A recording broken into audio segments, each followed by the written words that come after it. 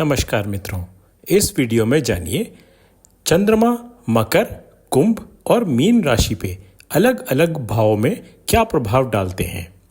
सबसे पहले बात करते हैं मकर राशि के बारे में। प्रथम भाव या लग्न में होने पर जातक का स्वभाव गंभीर, अनुशासित और व्यावहारिक होता है। जिम्मेदारियों का बोझ अधिक होता है। समाज में सम्मान धीरे धीरे मिलता है। द्वितीय राशि में होने पर वाणी गंभीर और स्पष्ट होती है। धन अर्जन मेहनत और धैर्य से होता है। परिवार में अनुशासन परंतु भावनात्मक दूरी बनी रहती है। तृतीय भाव में होने पर जातक साहसी, मेहनती और संघर्षशील होता है। जातक का भाई बहनों से संबंध औपचारिक स्तर पर ही रहता है, ज्यादा प्रगाढ़ नहीं हो पाता। लेखन और तकनीकी कार्यों में सफलता मिलती है। चतुर्थ भाव में माता गंभीर होंगी और अनुशासित होंगी। घर परिवार में कठोरता का वातावरण रहेगा।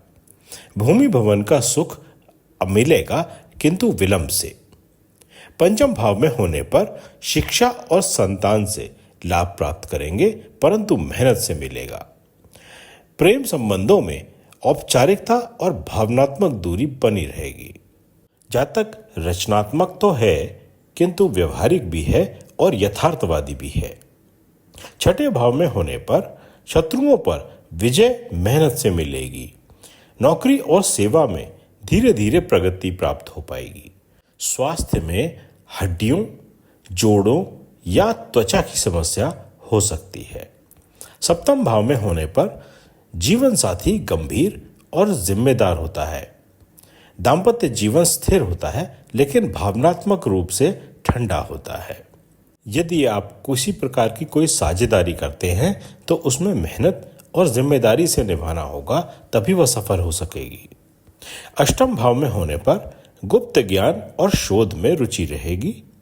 अचानक उतार चढ़ाव हो सकते हैं। मानसिक तनाव हो सकता है। स्वास्थ्य में हड्डी और जोड़ संबंधी समस्या हो सकती है। नवम भाव में होने पर भाग्य परिश्रम और धैर्य से प्रबल होगा। धर्म और आध्यात्म में व्यवहारिक दृष्टिकोण रखेंगे। विदेश यात्रा से धीरे धीरे लाभ प्राप्त होगा। दशम भाव में होने पर करियर, प्रशासन, प्रबंधन, कानून या अनुशासन से जुड़ा हो सकता है। समाज में धीरे धीरे सफलता और मान सम्मान मिलेगा। उच्च पद पर पहुंचने की काफी संभावनाएं रहती हैं। 11वें भाव में होने पर मित्र गंभीर होंगे और सहयोग करेंगे। इच्छाओं की पूर्ति मेहनत से होगी। आर्थिक लाभ स्थिर होगा लेकिन धीरे धीरे होगा। 12वें भाव में होने पर विदेश यात्रा और वहां से लाभ प्राप्त करेंगे। खर्च जिम्मेदारियों या रोग चिकित्सा पर हो सकता है। साधना और एकांत से मानसिक शांति मिलेगी। आगे बढ़ते हैं और अब बात करते हैं कुंभ राशि के बारे में।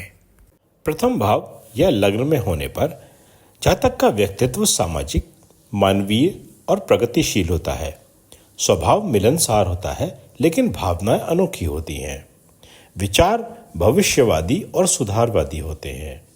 द्वितीय भाव में होने पर वाणी प्रभावशाली लेकिन कभी कभी विचित्र हो जाती है। धन सामाजिक कार्यों से, नेटवर्क से और तकनीक से प्राप्त होगा। परिवार में आधुनिक सोच वाले लोग होंगे। तृतीय भाव में होने पर जातक साहसी और संवाद कुशल होगा। भाई बहनों से संबंध प्रगतिशील सोच के आधार पर होंगे। करियर लेखन, पत्रकारिता और तकनीकी क्षेत्र में रहेगा, वहीं से लाभ प्राप्त होगा। चतुर्थ भाव में होने पर माता प्रगतिशील होंगी और आधुनिक विचारों वाली होंगी। परिवार में सामाजिकता और खुले विचार होंगे। भूमि भवन और वाहन से लाभ मिलेगा। पंचम भाव में होने पर संतान बुद्धिमान और आधुनिक होगी। प्रेम संबंधों में असामान्य आकर्षण हो सकते हैं। रचनात्मकता विज्ञान, तकनीक और समाज सुधार में है। छठे भाव में होने पर शत्रुओं पर विजय प्राप्त करेंगे। यह अपनी बुद्धिमत्ता और योजनाओं से मिलेगी। स्वास्थ्य में रक्तचाप या नसों की समस्या हो सकती है। सेवा और सामाजिक कार्यों में सफलता मिलेगी। सप्तम भाव में होने पर जीवन साथी आधुनिक और स्वतंत्र विचारों वाला होगा। दाम्पत्य जीवन मित्रता जैसा होगा। जो भी साझेदारी करें वह सामाजिक कार्यों या तकनीक में करेंगे तो सफल होगी। अष्टम भाव में होने पर रहस्यमय और शोध प्रिय स्वभाव वाला रहता है अपना जातक। अचानक उतार चढ़ाव हो सकते हैं और मानसिक बेचैनी हो सकती है। गुप्त ज्ञान, तकनीक या ज्योतिष में अधिक रुचि रखेंगे।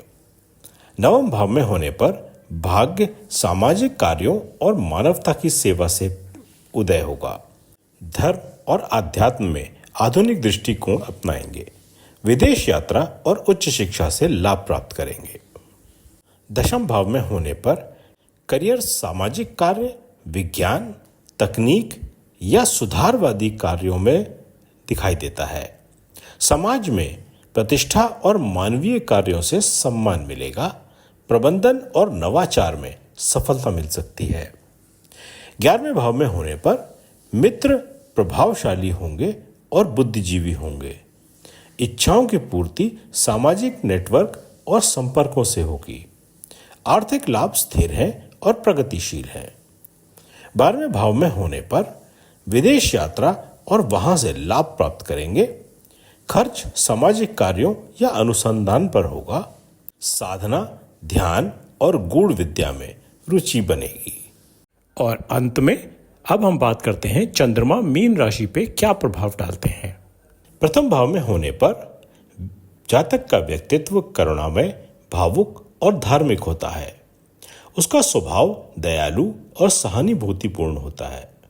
जातक की कल्पनाशीलता और रचनात्मकता काफी प्रबल होती है। द्वितीय भाव में होने पर जातक की वाणी मधुर होती है और वह संवेदनशील होता है। परिवार में धार्मिक और शांत वातावरण होता है। धन, सेवा, शिक्षा और कला से प्राप्त होगा। तृतीय भाव में होने पर जातक साहसी लेकिन भावनात्मक होता है। भाई बहनों से स्नेह होता है। लेखन, संगीत और कला में रुचि रहेगी। चतुर्थ भाव में होने पर माता करुणामयी और धार्मिक होंगी। घर परिवार में सुख और शांति होगी। भूमि, भवन और वाहन का सुख प्राप्त होगा। पंचम भाव में होने पर संतान भाग्यशाली और रचनात्मक होगी।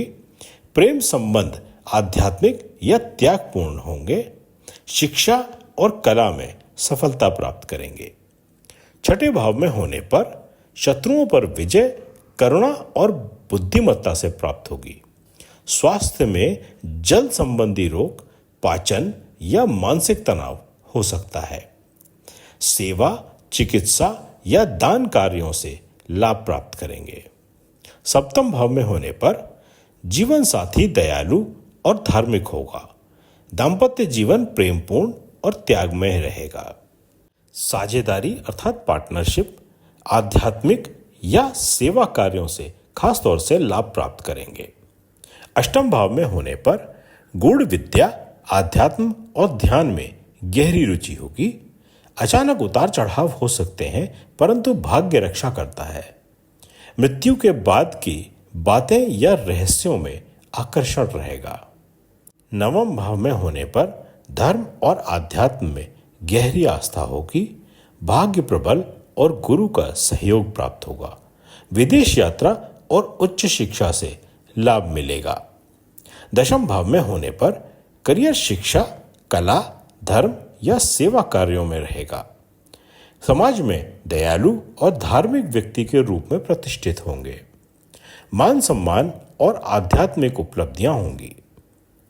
11वें भाव में होने पर मित्र करुणामयी और सहयोगी होंगे। इच्छाओं की पूर्ति दान और सेवा से होगी। लाभ कला, शिक्षा और धर्म में है।